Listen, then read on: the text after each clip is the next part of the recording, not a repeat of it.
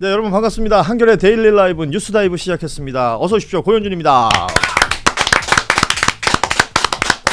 자, 오늘 21대 대통령 대선 투표가 진행이 되고 있습니다. 오늘도 함께 해주실 두 분 먼저 소개해드리고 본격적인 이야기 시작해보죠. 박지훈 변호사 나오셨습니다. 안녕하십니까, 박지훈입니다. 자, 그리고 박영식 평론가도 함께합니다. 어서 오십시오. 네, 안녕하세요, 박영식입니다. 예. 오늘이 이제 보니까 박씨 두 명과 제가 함께 앉아 있습니다. 이게 박박고죠. 고박박. 고박박 괜찮은데. 예. 고박박 오늘 1부에서 함께 이야기 나눌 거고 지금 오후 3시 기준으로 보니까 투표율이 68.7%예요. 그러니까 지난 대선이랑 비교해 보면 조금은 높은데 그 수렴할 것 같아요. 예, 거의 비슷하게 마무리될 것 같다라는 77이었거든요 지난 대선에. 네. 그게 추세선을 딱 봤을 때는 아침에 조금 올라갈 것 같은데 그게 딱 그 사전투표 부족한 만큼이 딱 그런 더 거 왔던 것 같고 뭐 대구도 좀 그런 것 같고요. 예. 결국은 똑같이 지난해 77 정도에서 78 정도 80 가면 좋겠는데 조금 어렵지 않나 생각이 좀 네. 듭니다. 마이크 좀 똑바로 써주시면 좋겠네요. 네네네. 그래도 방송 오래 하셨다는 분이 좀 신경 써주셔야 아닌가요? 감사합니다. 근데 이제 영남 투표율이 좀 중요할 것 같긴 해요. 네. 그러니까 영남 쪽에 계신 분들 일단 오늘 본 투표는 높기는 했는데 전체 합산해가지고 실제 뚜껑을 열었을 때 보수층 유권자의 투표 포기층이 어느 정도 되는가 일단 이거 제일 중요할 것 같고, 두 번째로는 이번에 이재명 후보가 영남 지역을 중심으로 굉장히 많은 선거운동을 했기 때문에 예. 이게 만약에 영향을 줬다라고 한다면 실제 뭐 대구에서는 대구 경북에서 30% 넘는 지역이 나올 것인가, 아니면 뭐 이제 부울경 쪽에서도 괜찮은 결과를 만들어낼 수 있을 것인가, 이제 이거 다 합산해가지고 봐야 되기 때문에 그렇죠. 막상 언박싱을 해봐야 실제 영남의 민심이 어디로 흘러가고 있는지를 알 수 있겠죠. 예, 우리도 이런 좀 고급스러운 표현을 써야 돼요. 언박싱. 아니 언박싱이 뭐가 고급이야? 여기는 아까 뭐 이게 까본다 뭐 이런 표현 쓰잖아. 예. 그러니까 알기는 그게 더 알아먹기 좋으니까. 대구 경북이 사실은 지난 대선 때도 21, 23 이렇게 나왔는데 글쎄요. 저는 뭐 이건 뭐 미리 말씀드리기 그렇지만 뭐 30까지 가는 거는 사실 쉽지는 않다. 쉽지 않은 숫자예요. 더군다나 진짜로. 사전 투표율을 그때 봤을 때 상당히 낮았거든요. 맞아요. 예. 왜 저러지 했는데 결국은 이제 그 취향이라고 해야 되나요? 사전 투표 가는 것보다는 본 투표가 낫다. 예. 호남 지역은 지금 또 본 투표가 좀 낮아요. 사전 투표 상대적으로. 많이 했으니까. 예. 그래서 결국은 수렴을 하는 것 같다는 생각이 좀 들어요. 그러니까 투표 어떤 취향 같은 게 싹 변하기는 쉽지 않아요. 그렇습니다. 다만 다들 아시겠지만 이번 대선이 어떻게 생긴 대선이냐. 지난 12월 3일에 있었던 비상계엄 그리고 이어지는 내란, 일련의 상황들을 쭉 온 국민이 이걸 스트레스로 겪은 거잖아요. 다 봤죠. 6개월 동안. 그리고 딱 6개월이 되는 날이 오늘입니다. 6월 3일. 진짜 그렇네요. 예. 그래서 저희 한겨레 사이부 기자분들이 이제 취재 활동하면서 만났던 분들은 이런 얘기를 한다 그래요. 지금은 정치, 경제, 사회 모든 게 무너졌지만 이번 대선은 그 모든 게 정상 궤도로 가는 출발점이라고 생각한다. 그래서 한 표를 행사한다. 이런 표현을 쓰셨다고 하는데 많은 분들이 비슷한 얘기하고 계십니다. 지난 3년 가까운 시간 동안 이게 무너져 내렸다라는 표현을 많이 쓰시더라고요. 이건 어떤 내가 지금 뭐 사업을 하고 있느냐 아니면 공부를 하고 있느냐 뭐 그런 것과 상관없이 어느 공간이든 지금 과거보다 나아진 곳이 없거든요. 그렇죠. 그러니까 이런 부분들을 정상화시키는 시간, 빨리 정상 궤도에 올려놓기 위해서 오늘 투표하시는 분들 많으실 것 같습니다. 물론 사전 투표를 미리 하신 분들도 많고요. 오늘 저녁 8시까지 투표가 진행이 되고 전국 지정된 투표소에서 신분증 가지고 가시면 소중한 한 표를 행사하실 수 있는데 뭐 여러 사정이 있으시겠지만 소중한 한 표 꼭 행사하시기를 기대해 봅니다. 여론조사 공표 금지 기간이 지난 5월 28일 이후로는 지금 금지되어 있는 상황이고 그 전까지 나왔던 여론조사들 숫자로는 방송을 좀 하고 있잖아요. 네. 그래서 이제 따져봤어요. 여론조사 공표 금지 기간 이후에 벌어졌던 일들은 어떤 일들이 있었던 것이냐. 일단은 이준석 후보의 TV 토론 그 발언이 있었고요. 그 이후에 뭐 유시민 작가의 발언도 또 논란이 되기도 했었고, 그리고 윤석열이 메시지를 냈죠. 김문수 지지를 위한 정강훈 집회에서 이제 메시지를 내는 일이 있었고, 그리고 가장 최근에는 이제 지난 주말에 리박스쿨 보도가 또 있었는데 이런 것들이 표심에 어떻게 작동을 할 것이냐. 만약에 어떤 결정을 못 내리고 있었던 분들이 있다면 결정에 어떤 도움이 됐을까라는 생각도 한번 해보게 되는데 뭐 쭉 얘기했지만 그냥 재미삼아 예. 최종 투표율 한 어느 정도 나올지 한번 맞춰볼까요? 예상해보죠. 8. 78. 7, 8. 예. 저도 딱 그 정도 예상을 하긴 하는데 79 해라. 예. 77.5. 775. 775. 그럼 굉장히 비슷하게 지금 예상을 하셨네요. 예. 그러면 나는 예상하지 말까? 뭐 이러면 너무 좀 더 써서 그럼 79. 80 정도 해줘요. 예. 그래요. 저는 한 80 쓸게요. 예, 80. 혹시 모르죠. 예. 모르죠. 이게 아마 그 기대치로는 투표율이 높기를 기대하시는 분들이 많잖아요. 네네 다 그렇게 다 예. 생각하고 기대하죠. 그래서 나도 한 표 행사하러 가는 거고 이번에는 꼭 어땠으면 좋겠다는 바람이 있으실 텐데 투표율이 높으면 누구에게 더 유리하다. 뭐 이런 평가들 많이 하지 그 않습니까? 예전에 아. 이제 그 얘기는 저는 의미 없다고 봅니다. 의미 없다. 예전에는 이것도 참 잘못된 건데 보수 정당은 야, 어느 세상 어떤 정당이 투표율 높을까 걱정하는 정당이 어디 있습니까? 그랬었던 적이 있어요. 예. 그러니까 젊은 층이라든지 뭐 이런 사람들이 많이 모였다니까 진보 진영이 좀 유리한 거다 투표율이 높으면. 그런데 저는 사실은 이제 의미 없다고. 이젠 옛날 얘기다. 좀 진짜 옛날 얘기다. 지금 제가 계속 얘기했지만 사전 투표율하고 본 투표율하고 수렴을 해버리니까. 다 수렴하잖아요. 보면 대구 안 찍었으면 안 나오는 게 아니에요. 나는 그때 안 찍는다. 본 투표 찍는다. 이거거든요. 그러니까 사실은 투표율 높고 안 높고를 어디 진영에 유리하다 볼 필요는 전 없다고 봅니다. 이제는. 지난 대선이 사실 좋은 예가 될 수도 있을 것 같은데 아니 투표율이 뭐 보통 이렇게 얘기하면 반대편에 앉는 사람이 좀 반박해주고 이러면 그런 방송 좀 재밌어지는데. 방송 같이 항상 하기 때문에 박영식 우리 에디터랑 반박을 할 게 지금 딱히 없어요. 아니 그 사실은 그런 네. 것 같아요. 이게 네. 뭐 지금 말씀하신 것처럼 네. 투표를 대하는 태도. 네. 그러니까 사전 투표가 편리하다라고 생각하시는 분들은 그죠. 애써 본 투표까지 기다릴 이유가 안 없는 기다리죠. 거지 않습니까? 네. 그리고 사전 투표율이 계속 높아지는 것은 전체 투표율로 봤을 때 그만큼 사람들에게 익숙해지고 있다라는 것이기도 할 텐데 반대로 본 투표를 또 기다리시는 분들은 그게 또 익숙한 거니까. 그렇죠. 사전 네. 투표가 못 믿겠다. 난 본 투표 낫다. 뭐 이거는 뭐 진짜 박지훈 변호사 말처럼 어느 정도 수렴이 되는 것 같고 최종 투표율은 결국은 비슷한. 네. 그러니까 결국은 비슷한 결과. 뭐 얘기를 하는 분들이 많습니다. 그리고 각 후보들이 득표율을 어느 정도 얻을 것이냐 이건 뭐 많은 방송에서 예상을 하는데 뭐 숫자 맞추라고 그러는 건 너무 좀 잔인한 얘기 같고요.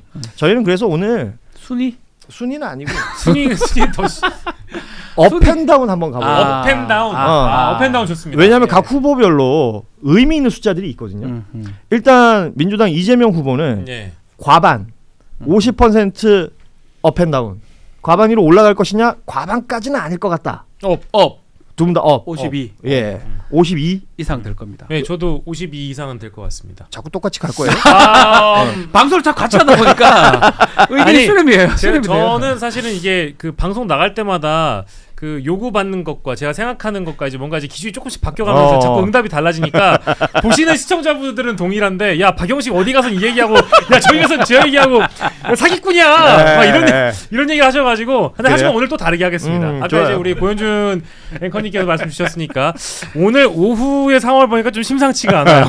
투표율이 저는 이제 한 80 예상을 했는데 78 언저리라고 한다면은 이 이재명 후보가 과반 달성할 수 있겠습니다만은 한 51.9 51. 예, 이렇게 좀 더 줄어들 가능성이 있겠다. 박근혜 때보다는 많을 것이다. 예, 그렇죠. 박근혜 때보다는 많은데 52를 넘기가 좀 어려울 것이다. 그러니까 박근혜 때가 51.6 예, 반올림해서 그러면 그거보단 더 나올 거다. 그렇죠. 저는 예. 그렇게 봅니다. 그러면 역대 최고 득표가 되는 거죠. 87 그렇죠. 체제 이후에 득표율로는 최고가 될 최고 수 있을 득표가 거다. 되고 2위하고도 가장 큰 가장 격차가 큰 차이가 날 겁니다. 예. 자, 그러면 김문수 후보는 김문수 후보는 이제 자체적으로 국민의힘 전체의 희망사항일 수도 있는데요. 예.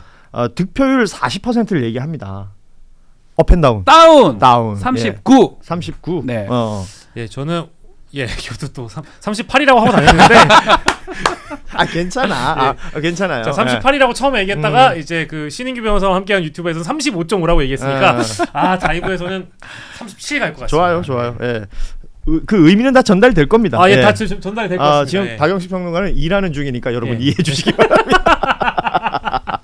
한결같을 수가 없어. 자, 그러면 이재명 후보는 과반 넘고 그 역대 최고 득표율을 기록할 거라고 지금 어느 정도 예상을 해주셨고, 김문수 후보는 그 국민의힘이 기대는 40%. 그 40%라는 게 사실은 그 정당 입장에서도 어느 정도의 존재감을 유지한다라는 부분을 얘기하는 거죠. 마지노선 같은 다음에 거죠. 선거를 그렇죠. 그나마 할 수 있는 마지노선. 기반을 만들 예, 수 있는 마지노선 같은 그 거. 40 아래로 내려갈 것 같다라고 지금 얘기를 저는 해주셨는데 그래 봅니다. 그렇다고 해서 뭐 30%대 초반 그거 뭐 이 정도까지는 아니다. 대구 경북 무시합니까? 나는 말하고 있는데 내가 언제 무시했어요? 제 네. 말투입니다. 알겠습니다. 아니 근데 예. 그 40이라는 김문수 후보 측이나 선대위 쪽의 마지노선인 이유가 일단 40 정도는 해줘야 다음 선거에 명분이 생길 수도 있고 실제 지금 뭐랄까 선대위 예. 지도부 이 당을 중심으로 이끌어가고 있는 분들 입장에서 좀 면피할 수 있는 수준의 아하. 것이고 40 정도 해야 누군가한테 책임을 물을 수 있습니다. 예. 예를 들면 이제 이준석 후보에게 야 너 때문에 졌다. 음. 너만 좀 우리랑 단일화했었으면 우리 승리할 수 있었다라고 생각할 수 있는 딱 마지노선이 한 40인 것 같은데 핑계거리 변명거리가 생긴다. 그렇죠. 예. 근데 이제 분위기를 좀 들어보자 하니 그동안 이제 그 선대위 내부에서 파악하기로는 분위기가 썩 좋지 않았던 걸로 예상이 되고요. 그거는 상징적으로 보여줄 수 있는 장면이 이 비대위원장이 김용태 씨가 방송에 인터뷰를 하면서 하는 과정에서 실제 밝혔잖아요. 윤석열은 당에 얼씬거리지 마라.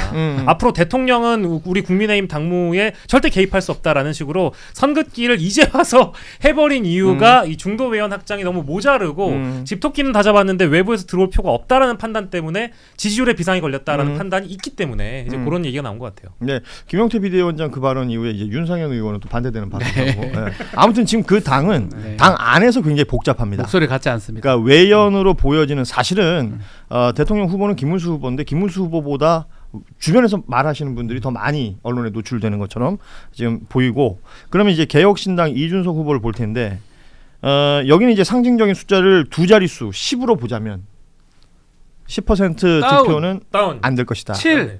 7? 그러면 7에 업앤다운 6. 6. 자, 저는 6에 다운까지. 오. 5까지 가겠습니까? 10%를 얘기했던 거는 네. 선거비 보존 절반을 받을 수 있느냐 없느냐의 숫자가 10%가 기준이 되는 건데 일단 두 자릿수까지 못 간다. 만약 두 자릿수까지 못 간다면 그러면 3차 TV 토론 이전과 이후를 비교해 봤을 때 이준석 후보의 득표율은 높아졌을까요? 낮아졌을까요? 당연히 3차 TV 토론 이후에 떨어졌겠죠. 더 빠진다. 낮아졌게. 더 빠졌을 낮아졌는데 근데 그럼에도 불구하고 지지층이 이탈했을까 이 부분에 대해서 저는 그렇게 많이 이탈하지는 안 했을까. 그리고 이준석 후보의 메시지가 뭐 사과도 하고 뭐 별의별 한 메시지가 많았어요. 그 네. 이후에 3번 4번 정도 했는데 그 메시지가 결국은 나를 지지하는 뭐 20대 30대 남성들 또 그 사람들한테 많이 어필을 했거든요. 그래서 저는 많은 이탈은 없을 것이다. 그래서 제가 7 얘기 정도 했습니다. 그래요. 그게 좋습니다. 이제 최대한의 폭이 아마 7 내지는 8까지는 갈 것 같은데 뭐 역대 이제 여러 3자 구도 선거를 우리가 비교를 해보면 아무리 지지도가 두 자릿수 뭐 과거에 노무현 뭐 그리고 이회창 권영길 뭐 이런 선거에서도 그때 당시에 권영길 후보가 두 자릿수 나오는 여론조사도 분명히 있었거든요. 네. 근데 정작 얻었던 표는 한 자릿수에 불과한 결국은 네. 굉장히 적은 득표를 얻었기 때문에 그런 거를 본다고 한다면 뭐 이제 국민들의 기대나 어떤 대중적인 인지도나 그때 이 토론 과정에서 했었던 발언의 화제성이나 이런 것들을 다 포함해서 보더라도 이준석 후보가 뭐 아무튼 소문난 잔치에 먹을 거 없는 득표를 가져갈 가능성이 높다. 근데 예. 실제로는 9.9까지 똑같아요. 맞아요. 의미가 똑같아요. 사실은 그렇죠. 예, 네. 9.99999 나와도 그러니까 두 자릿수 되느냐 안 되느냐. 예, 그 차이가 예. 중요한 겁니다. 그래서 10 예. 얘기를 많이들 했었는데 그보단 다운일 것이다. 그리고 그 3차 TV 토론 그 문제 발언 전과 비교해 보자면 그때보다는 분명히 더 빠졌을 것이다. 떨어졌다. 예. 자, 그러면 권영구 후보도 좀 볼 텐데요. 민주노동당 권영구 후보는 기준이 되는 숫자를 3으로 잡았습니다. 다음 선거가 있을 때 TV 토론에 자격이 주어지느냐 그렇지 않느냐가 3%예요. 아시다시피 민주노동당은 현역 의원이 없음에도 이번 TV 토론을 참여했던 이유는 그전 선거에서 3%를 득표했기 때문이거든요. 네. 그러면 이번에 권영구 후보는 3%를 득표할 것이냐? 업앤다운? 다운. 제가 다운이요. 더하기 하다 보니까 이게 뭐 없어요 잘. 두 분 다 다운. 권영구 공간이 없. 죄송해요 권영구 후보. 예, 죄송합니다. 1, 2, 4번이 뭐 가져갈 거 다 가져가고 예, 나니까 없어요. 0점대 0점대 아니면 1점대. 0점대 아니면 1점대. 그러면 죄송해요. 1 기준으로 업앤다운. 저는 업입니다. 1.1 할 것 같습니다. 1.1. 네. 0점대 같은데요. 0점대다. 미안해요. 그 뭐 어쨌든 봤는데. 프로야구 좋아하시니까 예. 프로야구 그 투수들의 평균 자책점 정도로 봅니까? 요즘은 0점대는 없습니다. 없습니까? 예. 선동열 없습니다. 선동열 거의 없습니다. 예. 자, 이렇게 되면 두 분이 지금 얘기해 주신 부분들이 사실은 대부분의 분들이 지금 예상하고 비슷한 있는 것 같아요. 네, 숫자인 것 대부분 같아요. 비슷한 그러니까 것 방송 보고 하는 얘기예요. 큰 차이가 없는 걸로 같아요. 그러면 애초에 이 예측을 누가 했는지 모르겠지만 다 돌려쓰고 있다 이렇게 볼 수도 있어요. 방송 보고 한 거예요. 사실. 어허. 누가 뭐 제가 뭘 한다. 예, 알겠습니다. 누가 하는 거 다 듣고 따라하는 거죠. 아, 그 박영식도 똑같잖아요. 세상에서 가장 솔직한 방송이죠. 없는데 있는 척하지 않습니다. 뭘 예측을 합니까? 아하. 남들 예측한 것 그대로 그렇죠. 이제 하는 거죠. 박준 변호사 그래서 오전에 방송을 잘 안 합니다. 오전 방송을 쭉 보고 오전 방송은 배웁니다. 음. 오후부터 조금 내 실력을 아시는 분은 알겠지만 대한민국에서 시사 방송을 가장 일찍 하는 사람이 접니다. 아 그렇죠. 예. 그렇죠. 그걸 들어요 항상 제가. 잘 들었대 이렇게 얘기를 하죠. 자, 오늘 이 대선이 마무리가 되는 시간은 저녁 8시고요. 8시에 그 아시다시피 방송사들의 출구 조사가 네. 공표가 되고 나면 출구 조사를 하지 않았던 매체들은 이제 한 10분 후쯤부터 인용을 해서 보도를 할 수가 있기 때문에 그 이후 상황들 보시면 좋을 것 같고 아마도 자정 전후로 네. 당선 유력 이상의 의미 있는 개표가 진행이 될 것으로 보이고요. 그러면 새벽 시간 뭐 한두 시?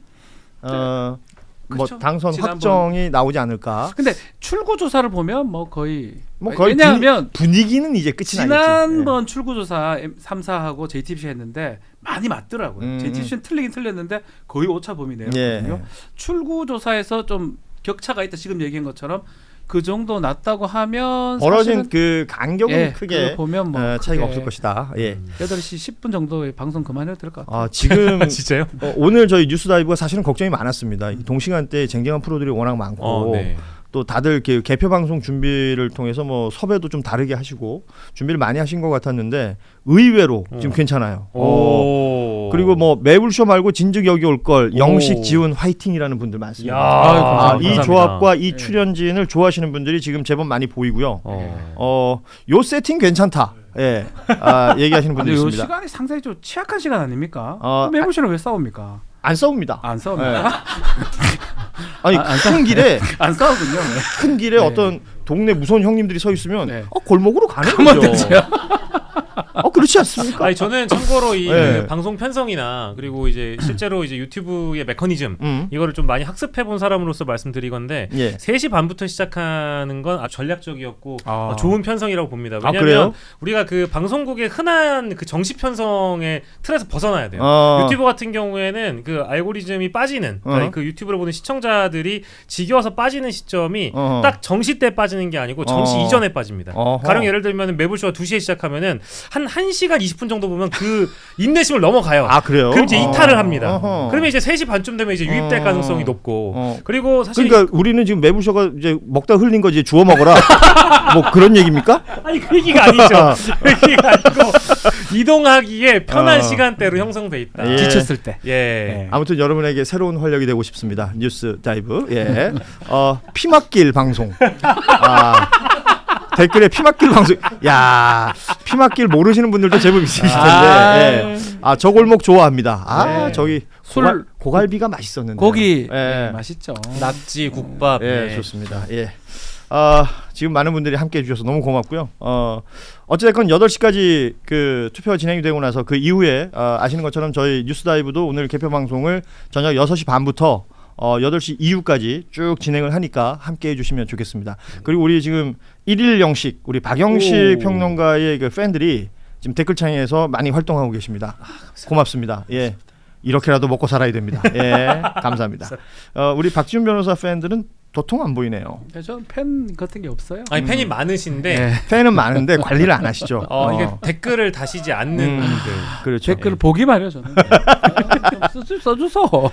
자, 오늘 투표가 진행되는 과정 속에서 뭐 나온 뉴스들 중에 좀 눈에 띈 거는 앞서도 말씀드렸지만 오늘 대선이 왜 생긴 대선인가 생각을 해보자면 12월 3일 얘기를 안 할 수가 없는데 그 내란 우두머리 혐의를 받고 있는 피고인 윤석열 그리고 또 그의 부인 김건희 물론 여러 범죄 혐의를 가지고 있고 검찰 조사 소환이 있을 때 대선에 영향을 줄까봐라고 얘기하면서 소환에 불응했던 이 부부가 투표장에 나타났죠. 야 이게 참 놀랍습니다. 음. 이들도 투표를 한다.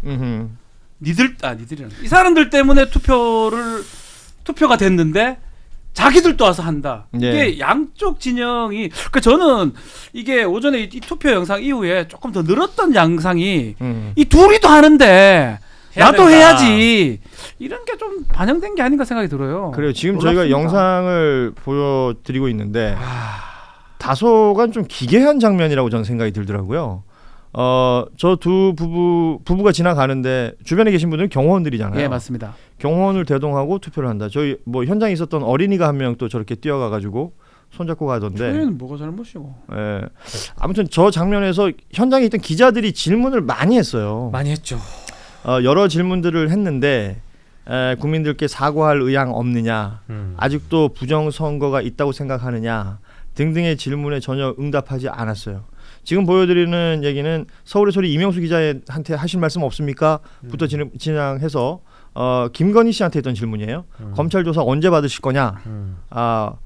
왜 불응하시는 거냐? 여러 질문이 있었지만 역시 두 사람 모두 묵묵부답으로 일관했다라는 내용 뭐 보도를 통해서 많이 보셨을 텐데 어때요? 그 저 두 사람이 투표장에 나타났어요. 네. 그러니까 참정권은 뭐 국민의 기본권입니다만 이 대선이 왜 생겼느냐를 생각해 보면 굉장히 기이한 것 같아요. 제가 보기엔. 굉장히 기이하고 기괴하고 어떤 분들은 불편하시죠. 당연히. 불편하죠. 예. 불편한 게 당연하고요. 이제 이들의 기본권에 대해서 보장하고 존중해야 마땅한 인권 국가입니다. 예. 또 그들의 권리를 존중해야 마땅한데 다만 이 대선을 왜 치르는지에 대해서 본인들이 알지 못하고 있는 것 같아요. 깨달으려고 하지도 않는 것 같고 염치와 양심이 원래 없던 인간들이었기 때문에 와가지고 투표하겠죠. 그리고 아까 고현준 앵커께서 말씀 주신 부분 중에 하나 누락된 게 윤석열 같은 경우에는 일부 기자가 어떤 질문을 던졌는데 피식하고 또 웃어요. 예.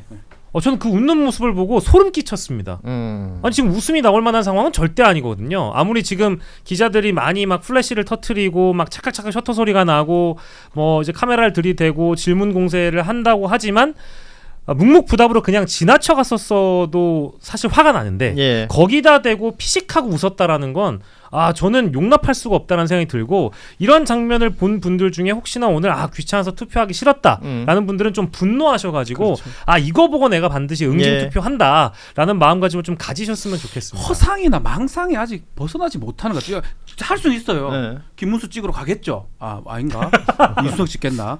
뭐 누구나 찍으러 가겠는데 몰래 찍지요. 드러나는 게 유리한 게 전혀 없거든요. 예. 근데 이제 어떤 그릇된 생각을 계속 갖고 있는 게 뭐냐면 일전에 메시지 김문수를 지지해달라 메시지 낸 것도 마찬가지고 요번에도 사실은 자기가 가는 모습을 찍힌 거라고 봐야 되거든요. 예. 사실은 의도한다면 안 찍힐 수도 있는 겁니다. 예. 그러니까 보여주는 거잖아요. 이게 뭐냐면 이렇게 하면 더 표를 받을 것이다 라고 착각하거나 망상에 빠져 있는 것 같아요. 그래서 일정 부분 인지 부조화가 저는 아니냐. 그렇게 봅니다. 완전. 완전. 그 평가들을 많이들 하고 계세요.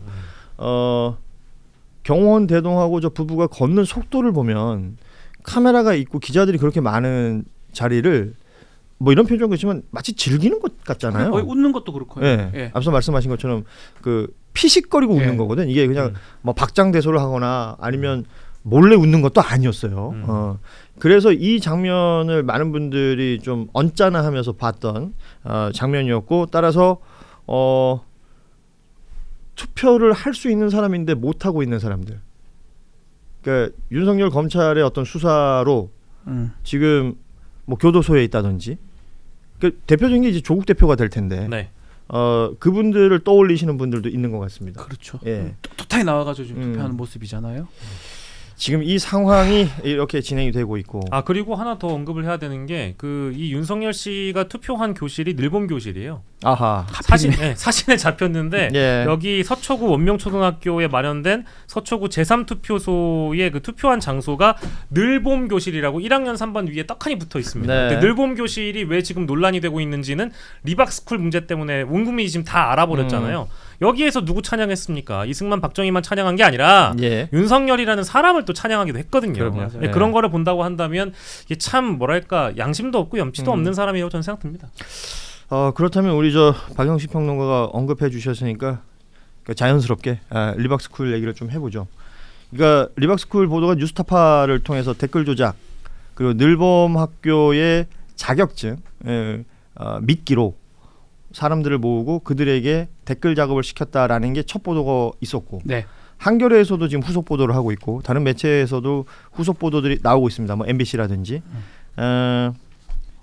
이게 뭐 단순히 리박스쿨만의 문제가 아니라 관련된 일을 하는 곳들이 여러 군데로 확인이 되고 있다. 그렇죠. 그러니까 리박스쿨은 빙산의 일각이다라는 보도들 계속 나오고 있는 것이고 꽤 길게 꽤 조직적으로 이런 일들이 펼쳐지고 있다라는 건데요. 그럼 여기에 이제 관여하는 사람들이 누구냐? 뭐 예비역 장성도 있고 전직 국정원 사람도 있고요. 그러면 지금 이제 대통령 후보로 나와 있는 김문수 후보와의 관계, 그리고 국민의힘이라는 정당과의 관계, 그리고 지금 교육부 장관, 그리고 지금은 이제 대통령 권한 대행이기도 하죠. 이주호 장관과의 관계, 이 모든 것들의 의혹을 가질 수밖에 없는 상황이 된 거죠.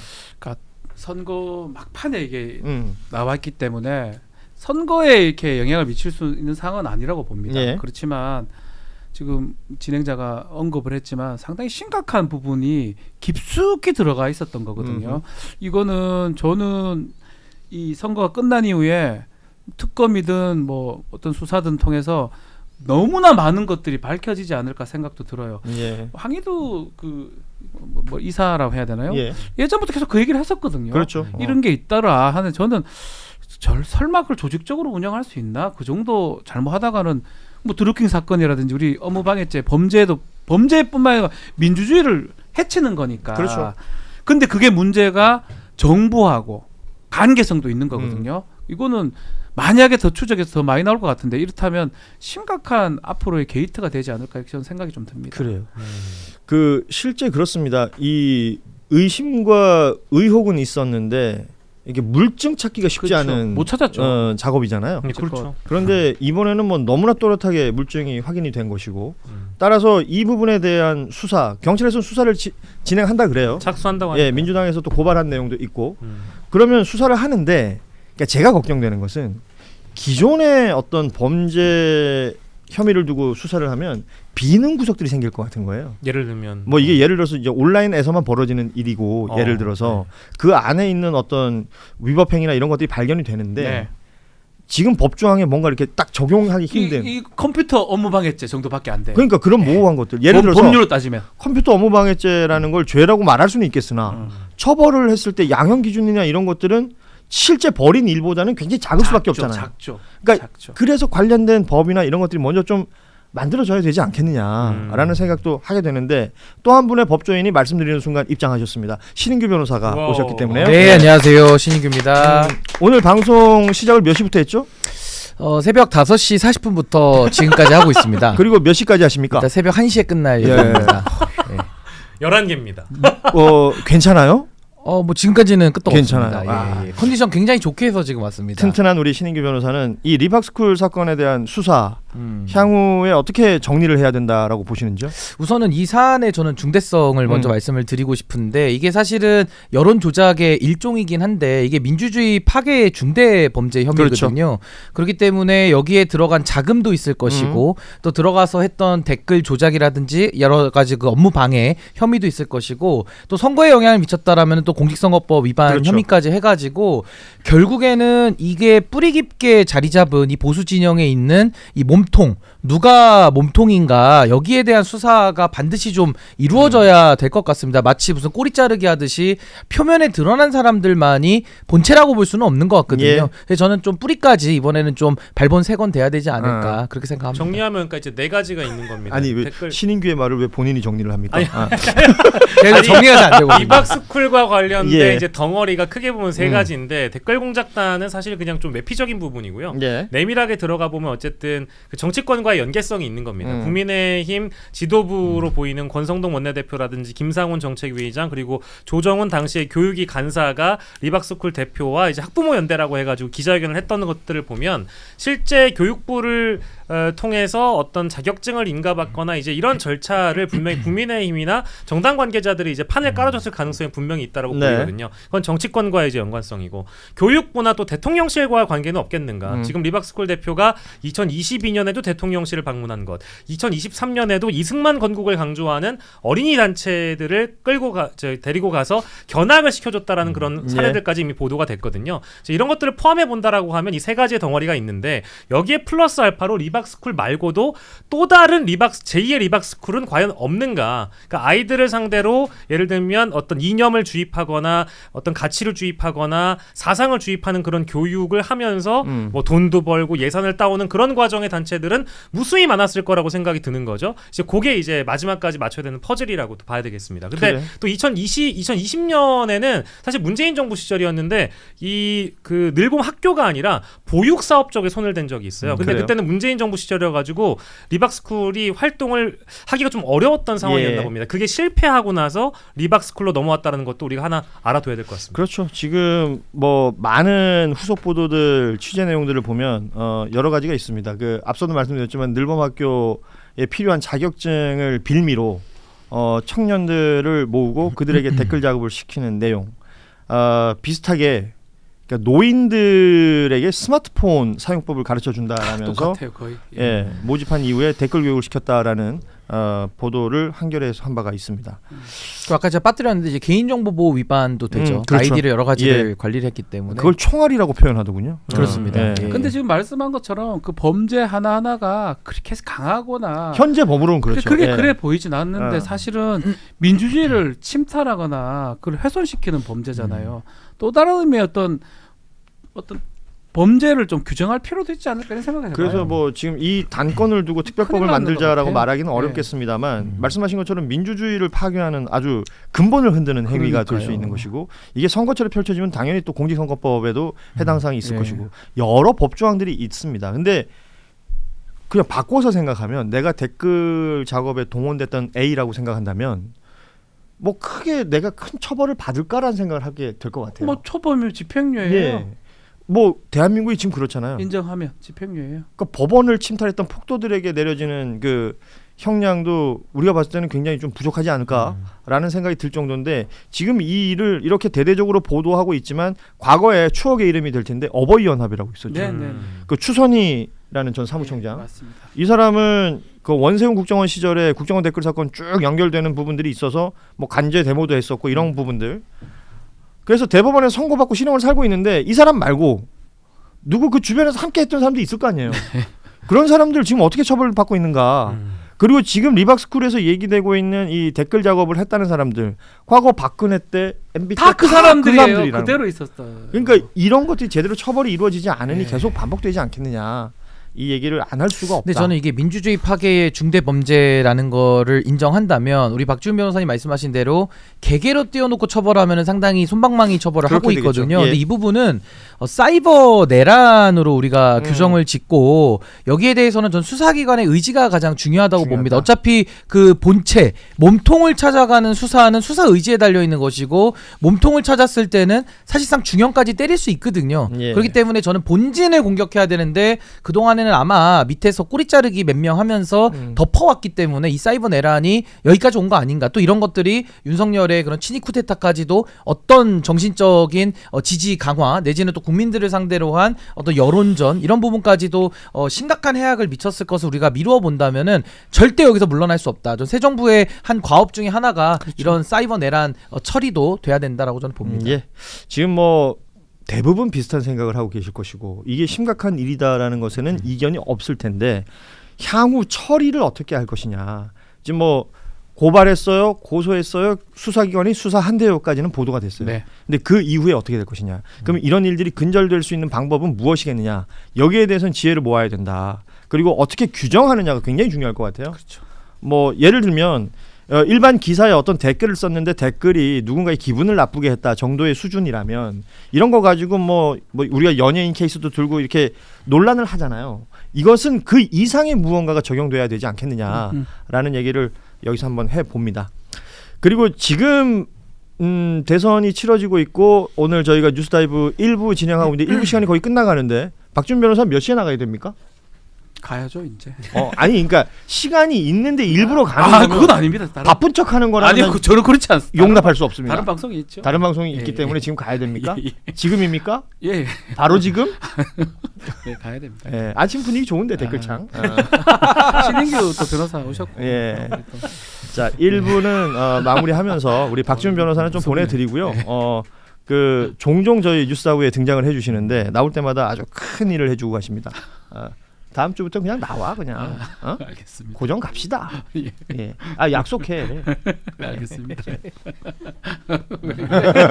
야 이거 방송 박지훈 자. 박지훈 네, 여러분 모두가 보셨다시피 도장 찍었기 때문에 변호사가 계약이 얼마나 무서운 건지 알 테니까요. 계약서 안 써도 구두 합의만으로 그렇죠. 계약은 성립. 영상 자료로 증거가 남아 이미 있어요. 남아 있기도 하지만 신인규 변호사가 공증. 예, 예. 예. 이미 아. 성립됐습니다. 됐어요. 예. 이제 가요. 자 박지훈 변호사였습니다. 고맙습니다.